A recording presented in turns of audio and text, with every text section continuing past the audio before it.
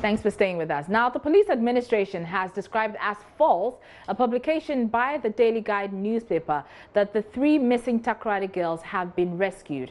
In its Wednesday, April 24th edition, the Daily Guide reported that the girls, Priscilla Blessing Bentum, Ruth Love Grayson, and Priscilla Koranche, had been found and were undergoing mandatory health checks in Accra after they were brought from Takoradi on Tuesday. Executive editor of the Daily Guide newspaper, Fortune Alimi, who insists his source is credible, hinted of official communication on the issue in the coming hours or days.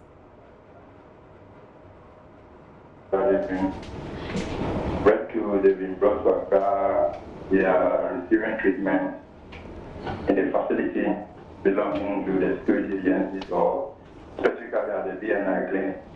That's the information we had yesterday. We were convinced, based on the reports we received, that at least the CID Director General had given information about 2-3 weeks ago that they have reports of closing in on the girls. They've located the place and they were almost rescuing them.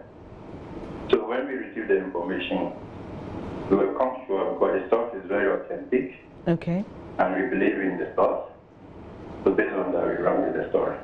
When you received the report from the BNI, the police said they were not aware of this, if I heard you clearly. Yes, it's possible because sometimes, even in the police setup, a particular police station may have a case. When you call the headquarters may not even be aware.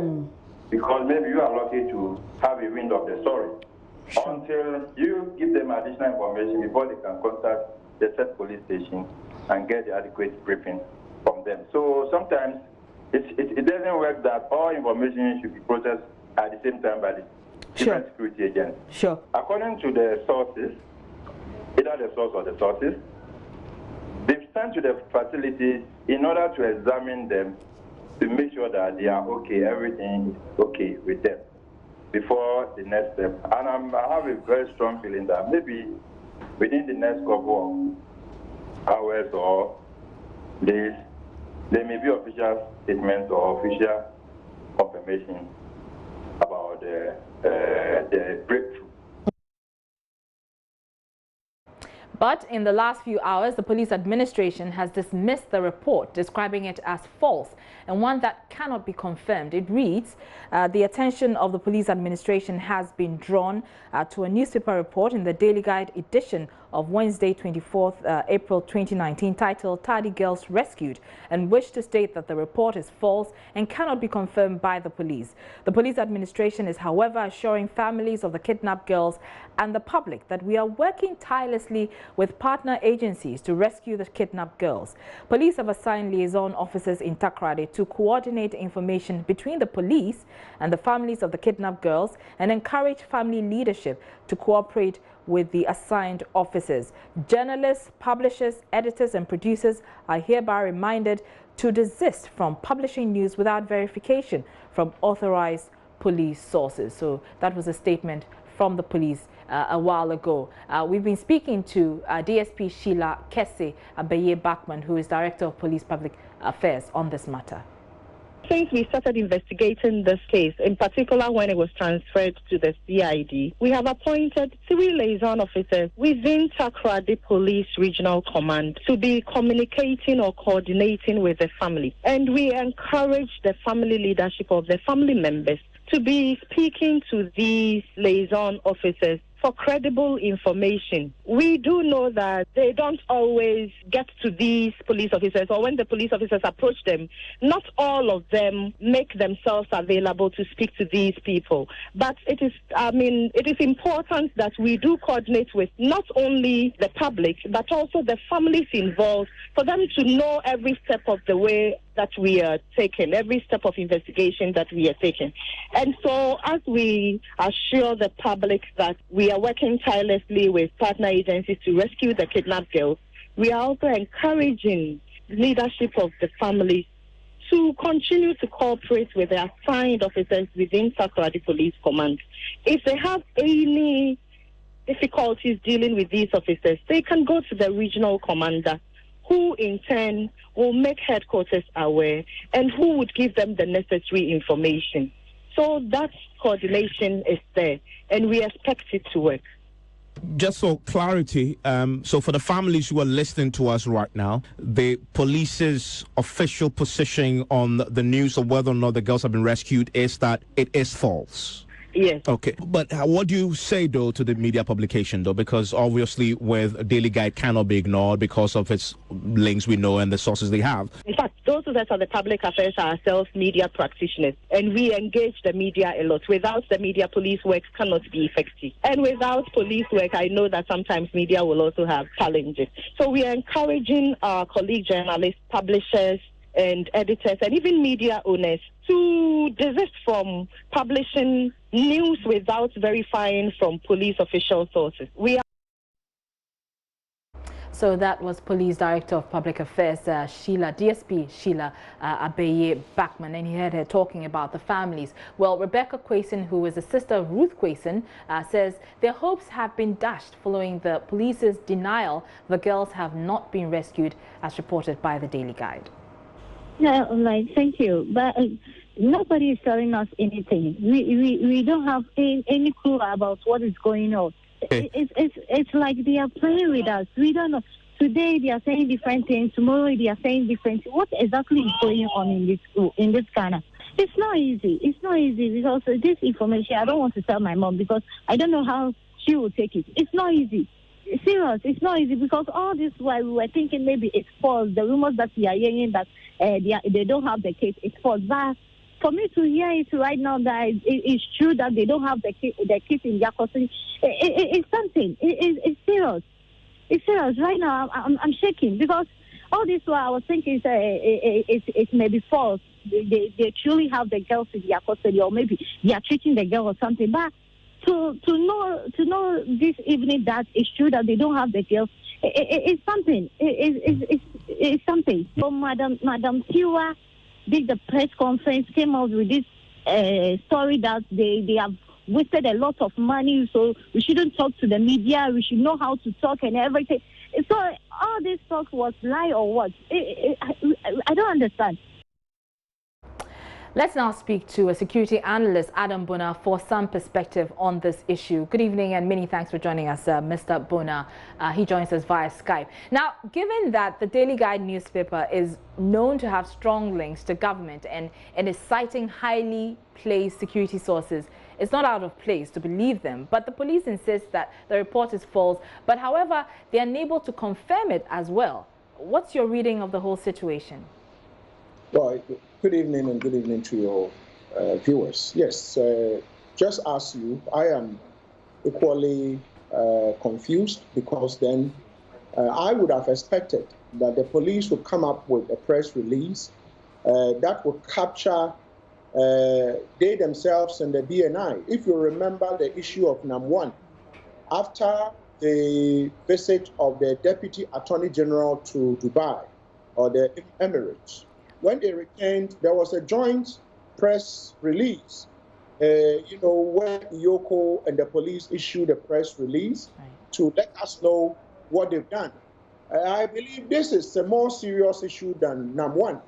This involves human life. And so I'm expecting the police to tell us what the BNI knows about this whole rescue mission, or the BNI itself. Their name have been mentioned, and it's been more than 24 hours since their name was mentioned, and the BNI hasn't said a word, haven't told us anything. I know, and I believe majority of Ghanaians know, the BNI collaborated with the Ghana police to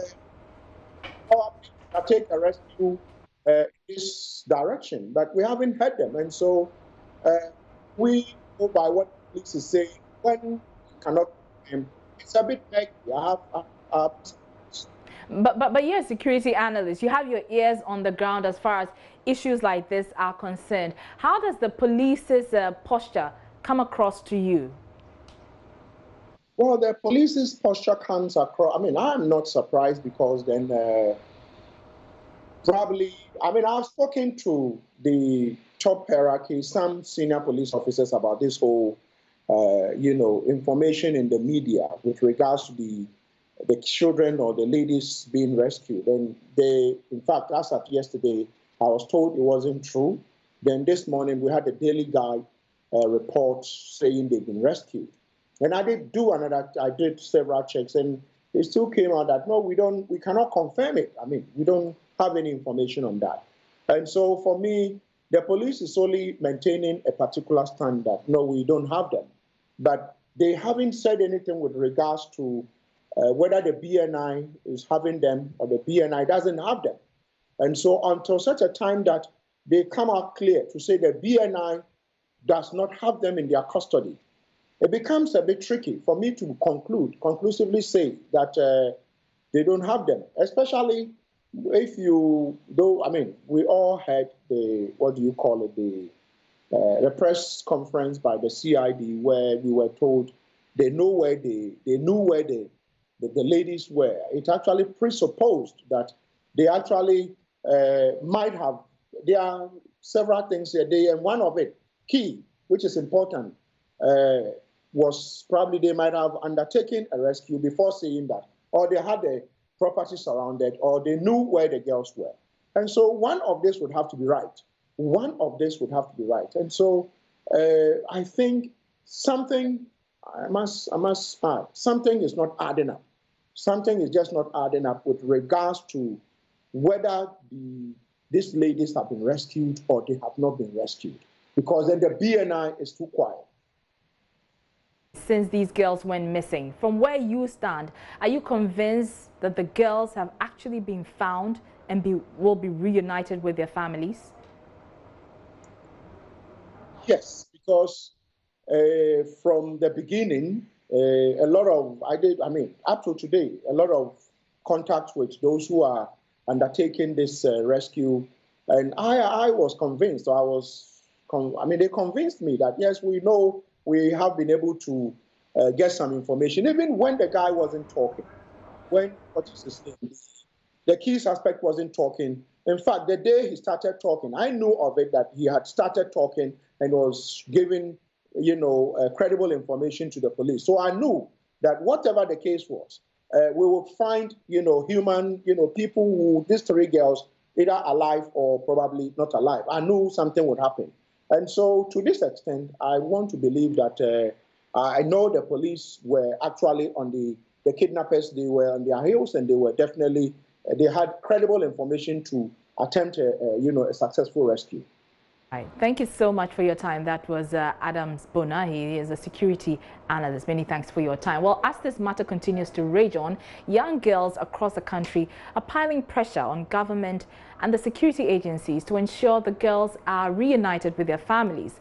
The girls, who are members of a mentoring group, Girls Flaunting Purpose Bootcamp 2019, say it is unfair to leave the families in anguish. # we want to see our Toddy sisters now is calling on government and Ghana Police Service to reunite girls with their family. As girls in Ghana, we consider the missing girls our sisters, and we are deeply concerned about this situation, which has lasted for many months, and this poses serious questions to the safety of women and girls in our country. Any girl can be a victim of this predicament, and we are pleading with the police to treat this with the ultimate sense of urgency. Let us not wait till the situation gets out of hand before we treat it with the urgency it deserves. I don't know what will happen, but next time it might be me and my parents might be very worried. That's why I'm concerned.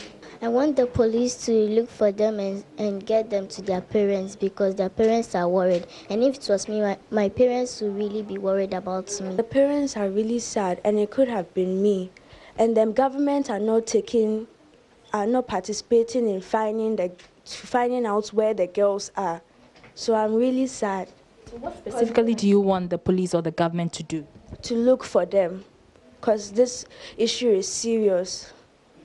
We want to see our Toddy sisters now. We want to see our Toddy sisters now. We want to see our Toddy sisters now. Bring back the Toddy girls now.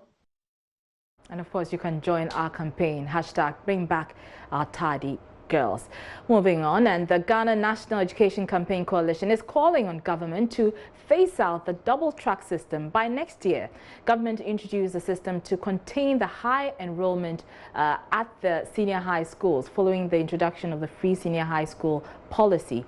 Speaking during the launch of the Global Action Week for Education 2019, Chairman of the coalition, Kofi Asare, said under the double track system, the period students are made to stay at home, and large class sizes will continue to hamper the quality of education.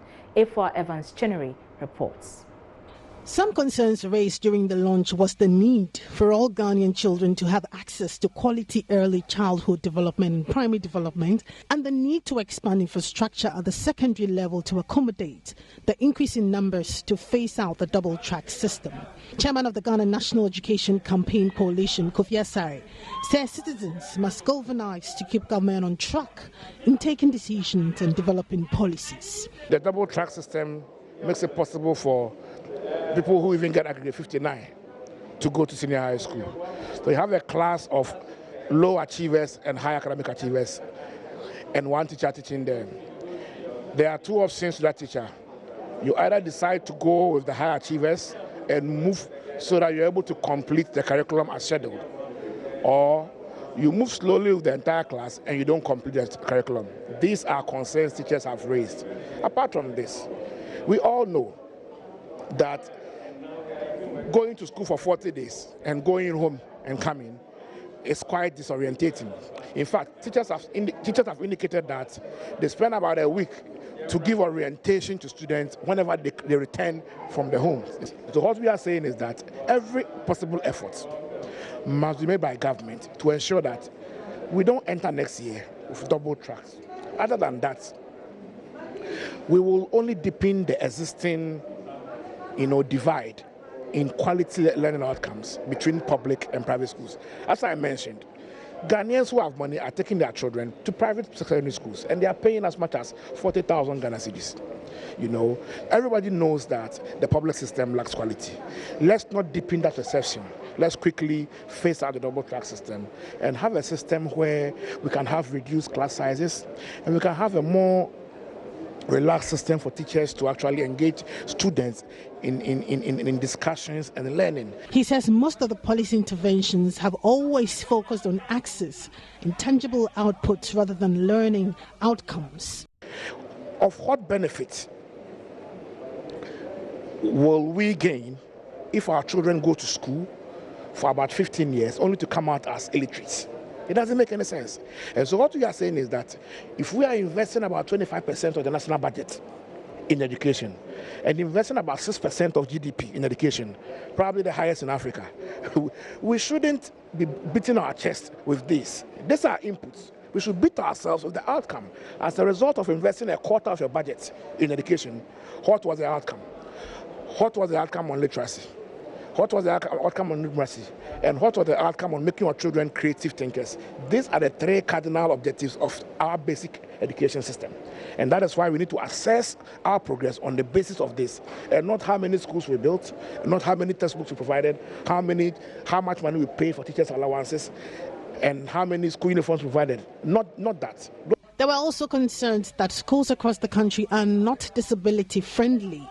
The Global Action Week for Education is a flagship event of the global education movement, providing everyone campaigning the right to education. It was under the theme Strengthening Citizen Participation and Accountability in Education Management, a milestone for achieving SDG 4. You're watching JoyNews Prime with me, Arba Kumsi. Still to come, the Ochihene has a word for people who are anti-development. There are people who are sitting here today who may be hearing us will think, well, we're going to disrupt this by stealing the blood. Let me say it in tree. Nia on penka swobiano or yidipabani ebeifo. We'll also cross over live to the British High Commission, which is organizing a birthday celebration in honor of the Queen. Details coming up.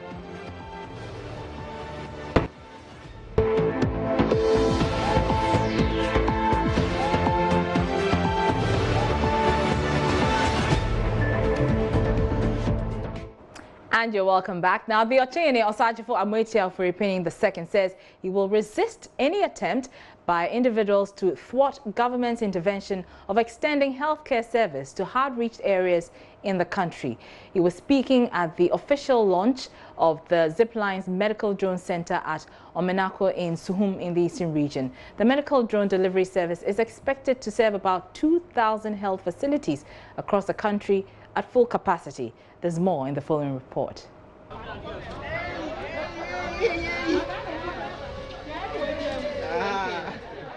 The Omenako Drone Center in Suhum in the Eastern region is the first of 4 other facilities to be established in parts of the country.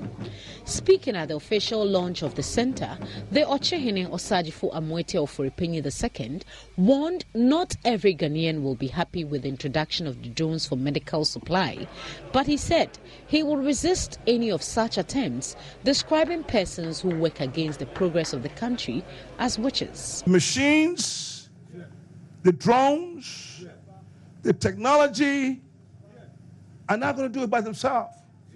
We need people who are going to be committed. That has been the problem of our country. Committed workforce, genuine, sincere people who work to make this thing work. There are people who are sitting here today who may be hearing us who will think, well, we're going to disrupt this by stealing the blood. The blood will never get to the table where the doctors need them. In this country, a whole drug warehouse in Tema disappeared. Let me say it in tree. Nia on penka swobiano or any pabone ebay for. I dare say a ebay only pebi ebaseno.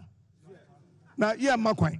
The Omenako Center in Suhum is expected to serve 500 health facilities in parts of Eastern, Ashanti, Volta and Greater Accra region. 3 other health facilities are expected to be ready by the end of this year. Here is CEO of Zipline International.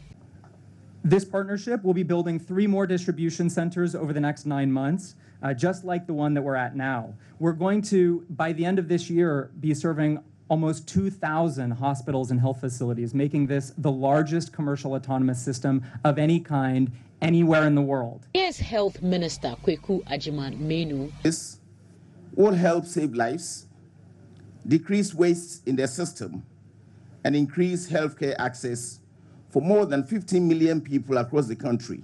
Meanwhile, the Director General of the Ghana Health Service, Dr. Anthony Nsiasari, says the drones will not replace routine medical supply to health facilities. Vice President Dr. Mahmoud Baumia says efforts are being made to extend the universal health coverage to hard-to-reach areas. We can now prevent the death of the mother in labor in these deprived areas who needs blood. We can now deliver critical medicine like snake serum to regional and district hospitals in the shortest possible time. I am personally excited because today Ghana joins other countries in using drone technology to deliver healthcare services. And we are also launching the biggest medical drone delivery system globally. That is the biggest in the world. Zipline will be running at a capacity of 150 deliveries per day, scalable to 500 per day. The deliveries of about 150 medical supplies, which include blood products and vaccines among others, will serve about 2,000 health facilities across the country. For Joy News, Matilda Pamaga, Eastern Region.